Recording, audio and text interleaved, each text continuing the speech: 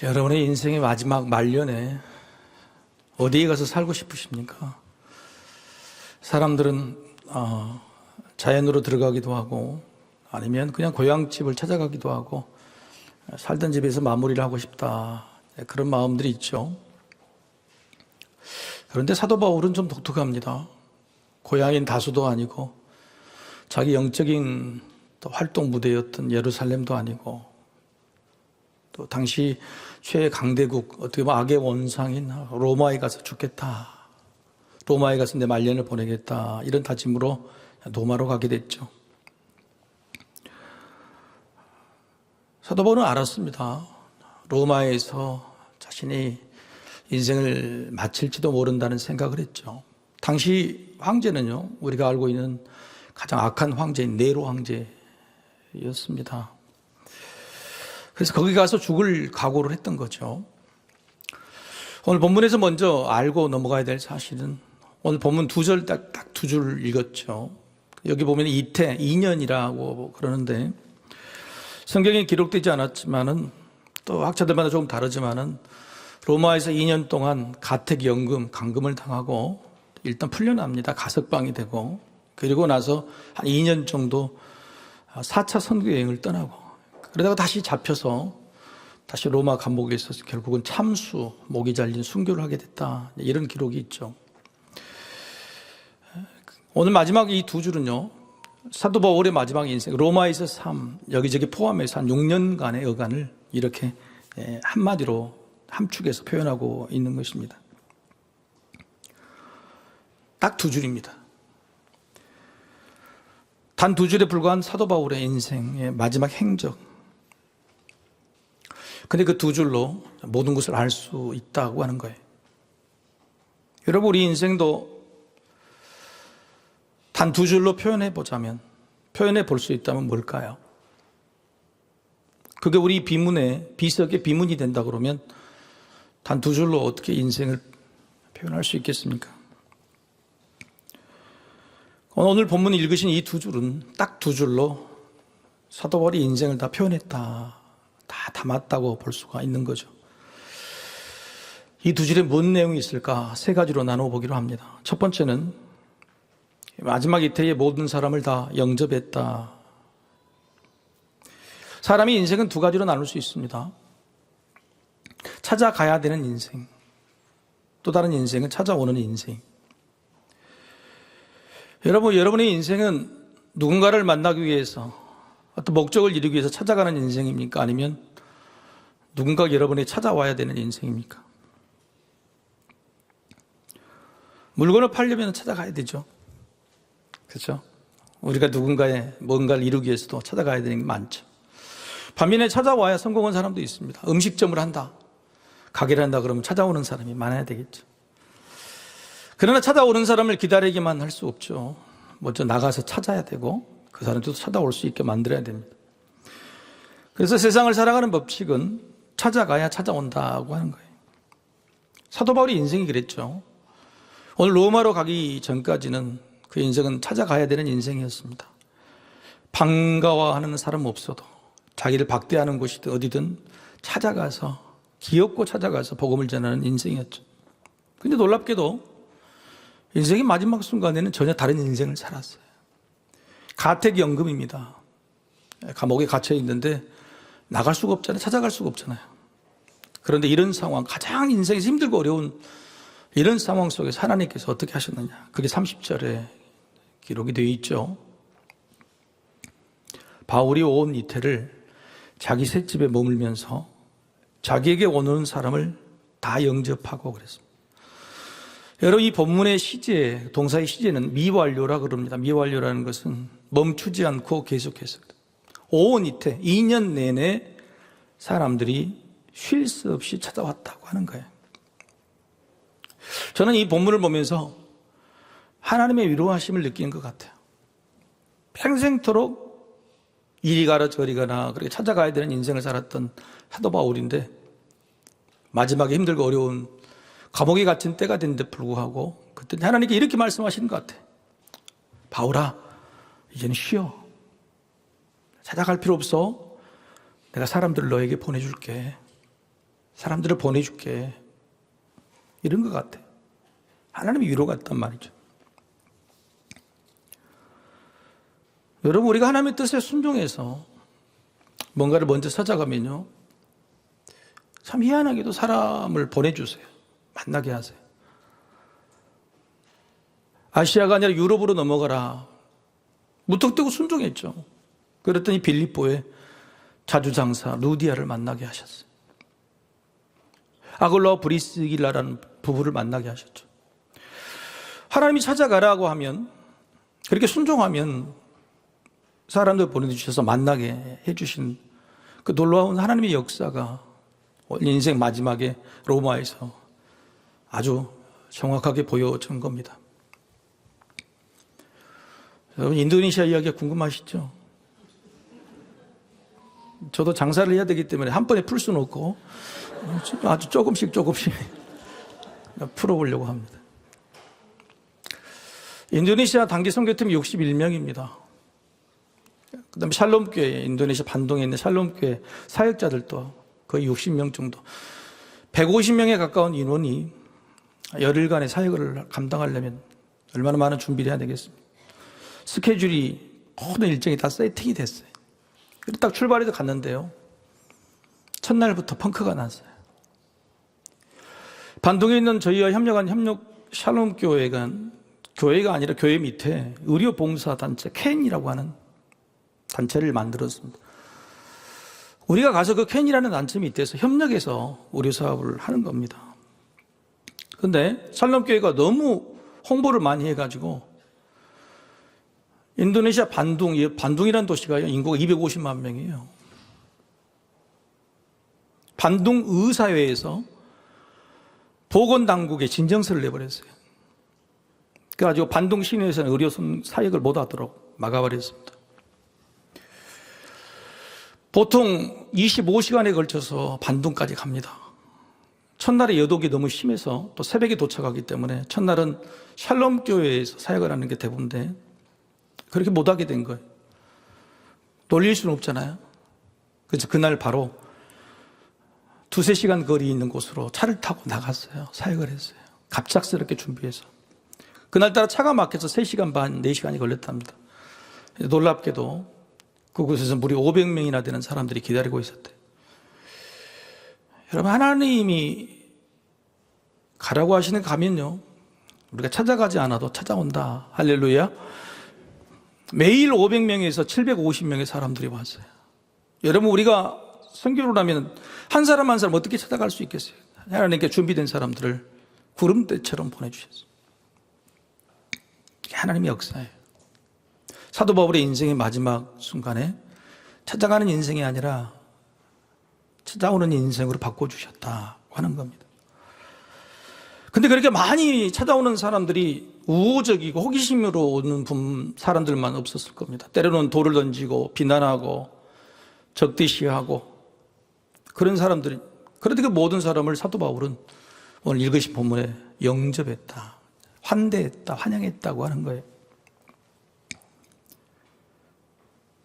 놀랍지 않아요? 인생이 가장 힘들고 곧 죽을 수도 있는 그런 시절에 자기를 찾아오는 사람들을 귀찮게 여기지 않고 모든 사람을 다 환대했다, 환영했다. 여러분의 인생의 삶이 지금 그렇다면 오히려 기회일 수 있어요. 동정받을 수 있다는 뜻이 아닙니다. 그런 형편과 처지를 이용해서 유익을 취할 수 있다는 뜻이 아니고요. 그렇게 어렵고 힘든 상황인데도 불구하고 우리가 환대하면, 의연하면, 평안하면, 환대해주면 오히려 그들이 놀란다고 하는 겁니다. 교회 다니는 사람이 도저히 이해할 수 없는 그런 상황 속에서도 사람들에게 환대를 베풀면 그게 저들에게는 관심이 되는 거예요. 저 사람은 그런 상황에서 뭐가 그리 좋은 거지? 만사가 귀찮고 모든 사람이 다 싫을 건데 두려워 벌벌 떨 순간에 왜 이리 우리를 환영해 주는 건데?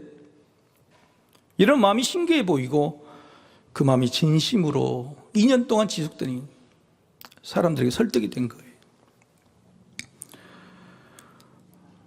여러분의 처지와 상황이 바뀌어서 당황스럽고 힘들고 아프신 분이 계십니까?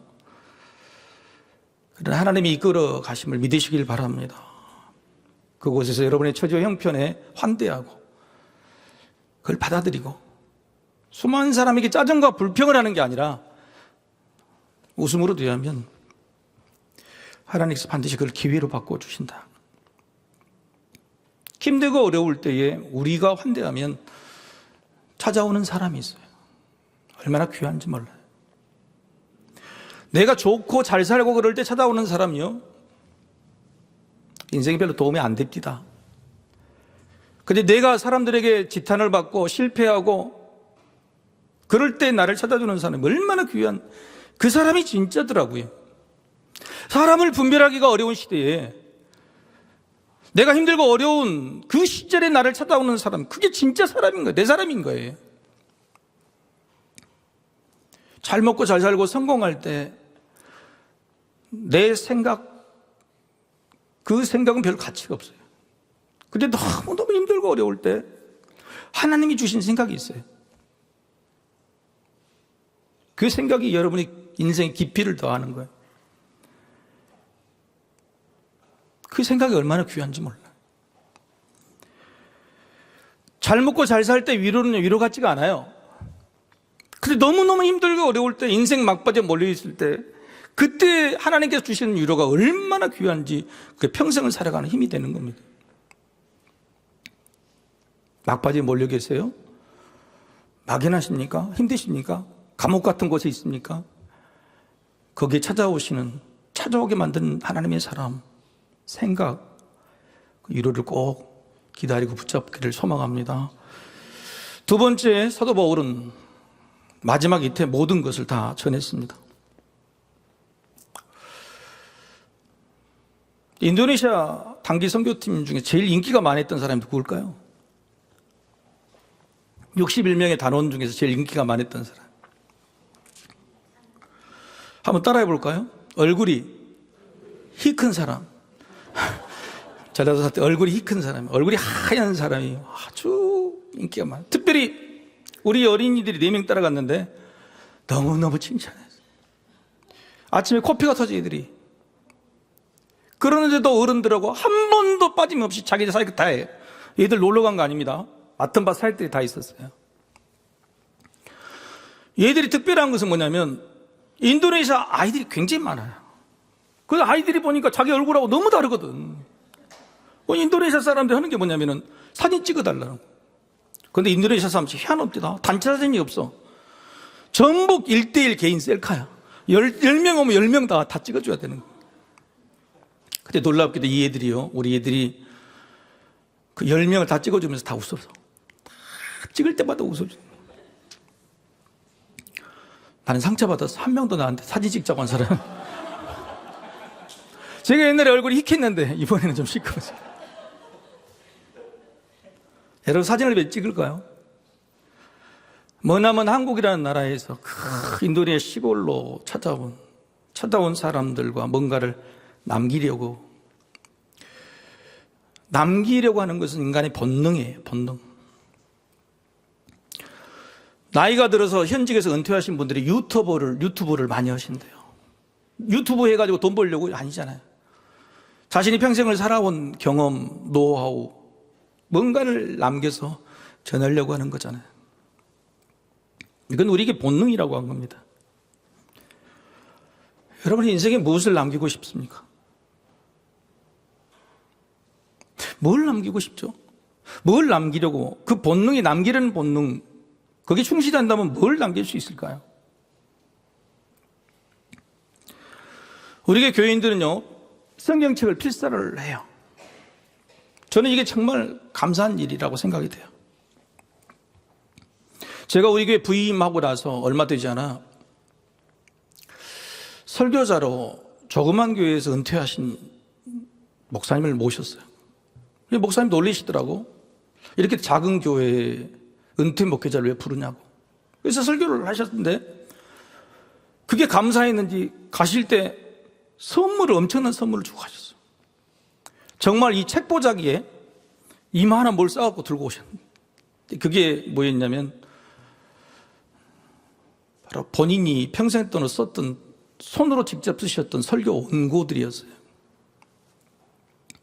설교 원고를 하나씩 볼 때마다 고치고 지우고 붙이고 했던 그 흔적을 보면서 그 목사님이 정말로 부끄럽지만 하신 말씀, 부끄럽지만 나는 이 말씀을 남기고 싶고 복음을 남기고 싶다. 그런데 누가 이 작은 교회 은퇴 목사에 이걸 받겠냐고, 목사님한테 정말 주고 싶다고 하는, 말씀을 남기려고 하는 마음이죠. 사도 바울의 인생도요, 로마의 마지막 시간이 되니까 남기고 싶었던 거예요. 그가 끝까지 남기려고 했던 게 뭐냐? 31절이 같이 한번 읽어보십시다. 자, 시작. 하나님의 나라를 전파하며 주 예수 그리스도에 관한 모든 것을 담대하게 거침없이 가르치더라. 그가 남기고 싶은 것은 하나님의 나라 예수 그리스도예요. 이걸 붙여본다면 예수님께서 가져오신 하나님의 나라를 남기고 싶었던 거예요. 세상 나라가 너무너무 살기 힘들잖아요. 이스라엘, 망해버린 나라, 희망이 없는 나라. 그러나 하나님은 당신들을 포기하지 않으시고 바로 힘들고 있는 이 땅에 여러분에게 천국과 같은 하나님의 나라를 가지고 오셨다. 이 소망을 죽는 그 순간까지 전하고 싶었던 거죠. 그런데 사도 바울이 전하는 것은요, 목사님이 주신 설교 원고가 아니었어요. 말이나 글이 아니었어요. 사도 바울이 로마 감옥에서 남긴 서신들이 있었는데 그게 바로 에베소서, 빌립보서, 골로새서, 빌레몬서, 2차 로마 감옥에서는 디모데후서나 디도서 같은 걸 남겼어요. 근데 그 책들을 여러분 보시면요, 교리가 별로 없어요. 전부 예수 그리스도 이야기예요. 예수님이 우리를 얼마나 사랑하시는지, 내가 예수를 어떻게 만났는지, 내가 예수를 어떻게 만나서 어떻게 살아가려고 하는지. 사도 바울이 남기고 싶은 것은요, 말이나 글이 아니에요. 책이 아니라 이야기였어요. 이야기.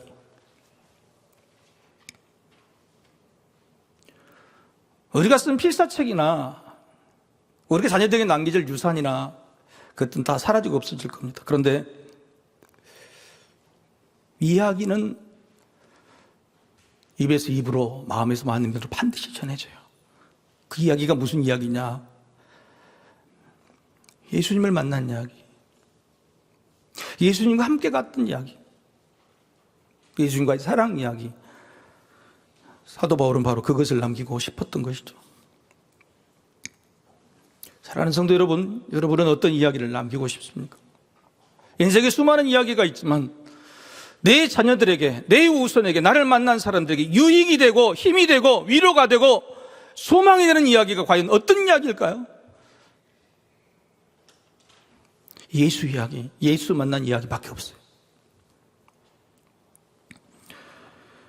세 번째, 사도 바울은 마지막 이태에 모든 것을 다 풀었습니다. 31절 하반절 말씀이죠. 같이 한번 읽어볼까요? 자, 시작. 모든 것을 담대하게 거침없이 가르치더라.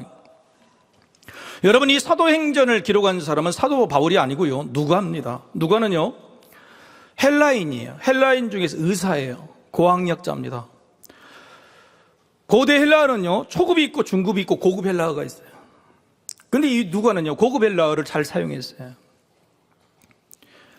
사도 바울이 모든 행적, 초대기 행적을 다 기록해놓고 마지막에 누가는요, 사도 바울의 인생을 옆에서 보았던 사람, 동참하고 동행했던 자기로서 사도 바울의 인생을 딱 두 줄로 표현하고 싶었어요.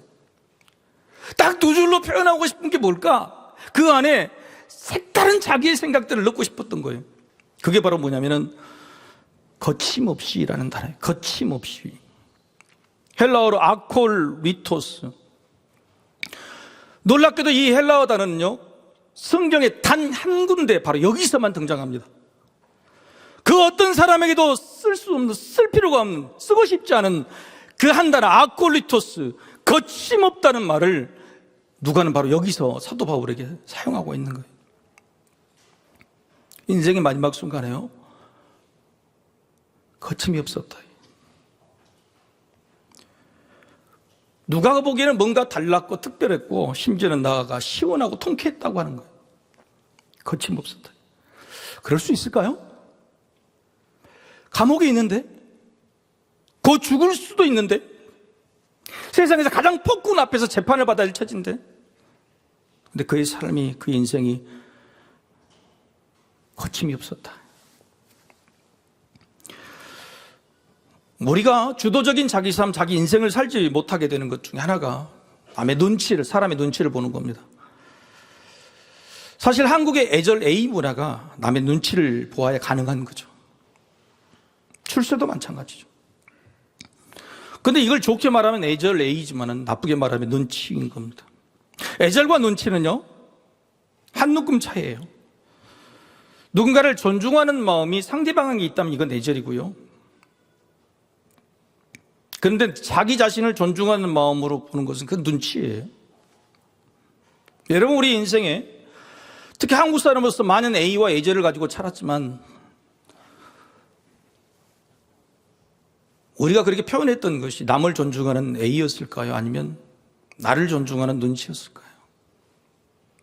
심지어 예수를 믿는 이 교회당 안에서 주일마다 예배하는 이 자리에 우리 모습이 주님을 존중하는 A, 애절이었을까요? 아니면 나를 존중하는 눈치였을까요?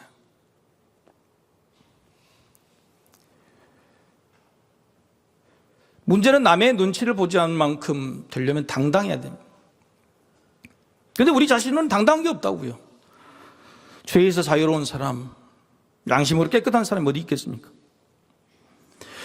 우리 자신에게서 당당할 이유를 찾을 수가 없어요. 우리는 영원토록 눈치 보고 살아야 돼요.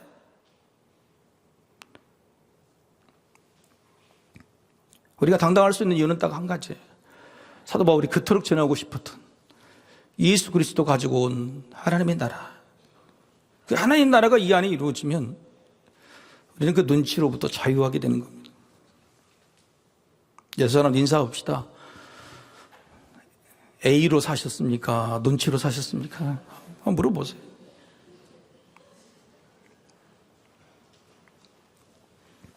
여러분, 앞으로도 믿음을 지키고 사실 것이죠? 3부가 제일 암이 적네요. 앞으로 믿음을 언젠가를 버릴 수 있을 수도 모른다 그런가요? 우리는 앞으로도 우리 믿음을 지키고 살 겁니다. 그런데 그 믿음이, 여러분이 가지고 계시는 그 믿음이 가면 갈수록 우리를 당당하게 만들어줄까요?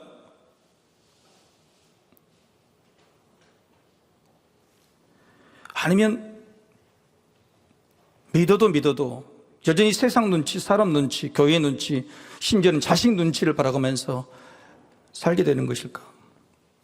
솔직하게 자기 자신에게 물어보십시오. 나는 내 인생의 후반부로 갈수록 눈치를 많이 보게 될까? 아니면 보지 않게 될까? 그래서 사도 바울은요, 예수님 만난 다음에 이렇게 말하는 거예요. 나는 죽고 예수로 산다. 이게 자유예요. 나는 죽고 예수로 산다. 세상과 사람 눈치 보지 않고 살 수 있는 방법. 나는 죽고 예수로 산다고 사도 바울은 결정했어요. 그래서 가면 갈수록 그런 거침이 없었고, 마지막 인생의 마지막 순간, 남들이 볼 때는 너무너무 힘들고 어려운 시간에 바로 옆에 있는 측근 누가가 볼 때 그의 인생이 눈치 보지 않는 거침없는 인생이었어요. 아름다운 인생이죠.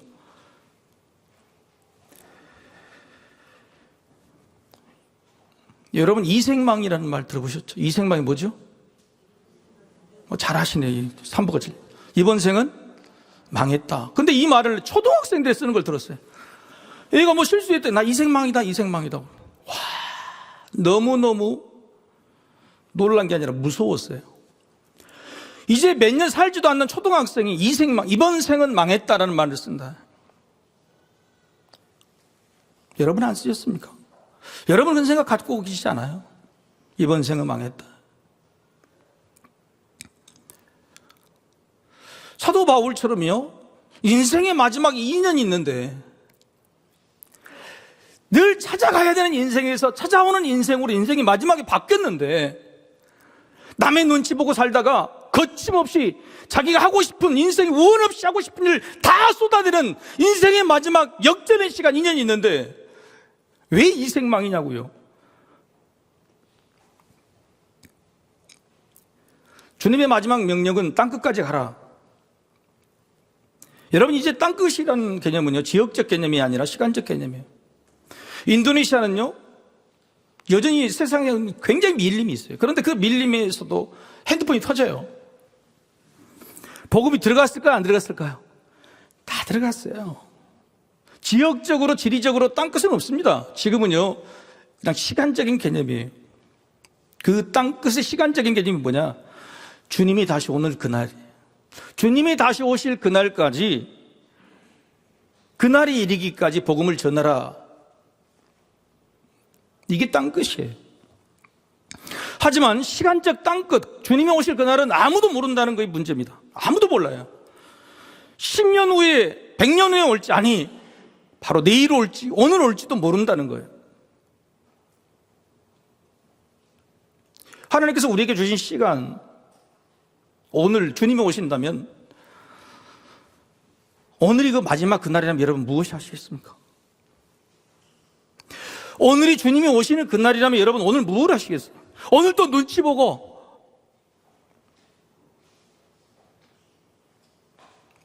오늘이라도 거침없이, 오늘이라도 사람 눈치 보지 않고 주님이 나께 맡겨주신 그 보람 있는 일, 하고 싶은 일, 그거 해야 되지 않겠어요? 이렇게 눈치 보고 살다가요, 주님 오신 그날에 주님 눈치 보게 되는 거예요. 이번 인도네시아 단기 선교에서 저는 아주 귀한 선교사님 부부를 만났습니다. 60 중반에 학교에서 은퇴를 하셨어요.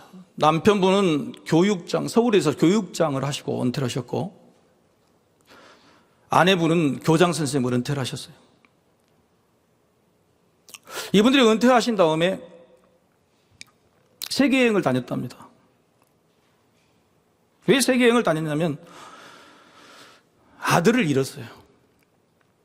대학생, 아주 전도 유망한 아들을 대학생 때 잃었어요.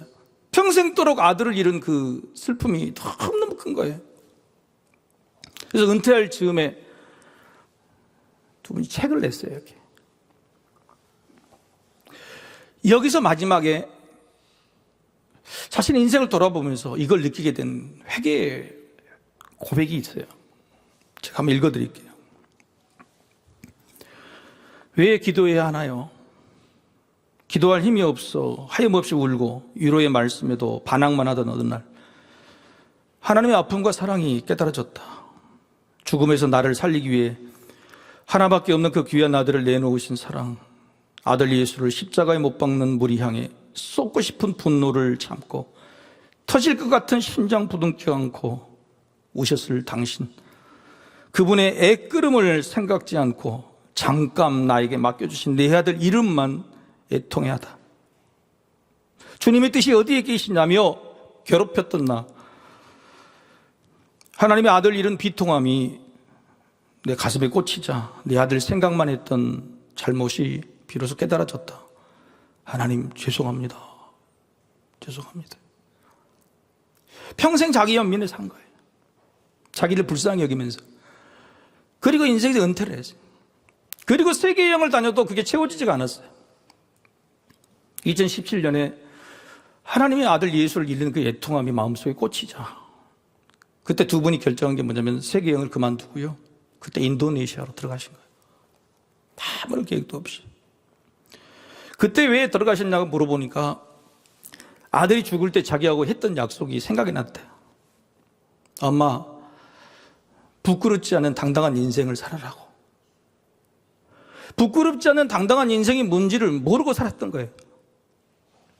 마지막 순간에도 부끄럽지 않는 당당한 거침없는 인생을 살기 위해서 60 후반에 이 부부가 택한 것이 인도네시아였어요. 그리고 인도네시아 가서 이분들이 뭘 하시냐면 고아들을 데리고 왔어요. 애들이 많거든요. 그래서 부모가 돌보지 않는 애들을 데리고 왔어요. 씻기고 인도네시아에서 제일 좋은 옷을 사다 입혔고 제일 맛있는 음식을 먹이고 교육도 최고의 교육. 이 두 분이 직접 영어 수학을 가르쳤어요. 이 선교사님 부부에 들어온 자녀들이요, 2달, 석 달 만에 학교에서 1등을 하는 거예요. 자존감이 회복이 되는 거예요. 그렇게 모아온 자녀들이 15명이 되었어요.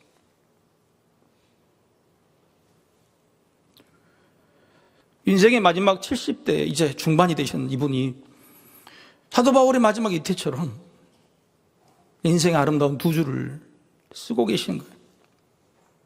거침없이 당당하게. 여러분의 인생이 뭐가 그리 불쌍합니까? 왜 자기 연민과 자기 상처를 붙들고 살아요? 위로할 수도 없고 보상받을 수도 없고 해결할 수도 없는 그것들을 붙들고 왜 살아요? 왜 눈치를 보면서 가면 갈수록 자식의 눈치까지 밥 안 사냐고요? 왜 그러세요? 하나님은 우리에게 주신 시간, 마지막 이틀을 이렇게 준비하고 계세요. 다시 한번 물어봅니다. 우리의 인생을 두 줄로 표현할 수 있을까? 지금은 대답할 수 없죠. 왜? 하나님은 분명히 우리에게도 사도 바울처럼 아름다운 인생의 이태, 그걸 준비하고 계실 거니까. 우리에게 주어진 시간은 여전히 많습니다. 그 시간을 미련과 연민 그리고 눈치 보는 것으로 마무리할 것이냐, 하나님께서 우리에게 주신 거침없는 당당한 그 시간으로 만들어갈 것이냐.